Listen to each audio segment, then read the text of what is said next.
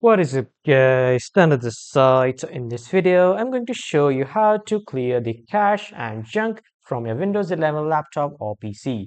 So first you need to press the shortcut key Windows plus R to open the run, and then you need to type in %temp percentage and then hit OK. After hitting OK, here it will show you all the temporary files. Simply press the shortcut Ctrl plus A to select all of them and then delete to delete all of these temporary files.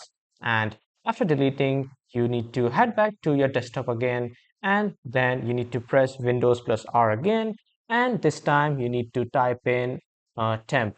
Yes guys, only temp. And after typing only temp, click on OK or enter, and then click on continue. After that, here you will see all the temporary files. Just simply select all these temporary files and then click on delete to delete all these temporary files. And the third option is to press the Windows plus R command again, and then this time you need to type in clean mgr and then hit OK.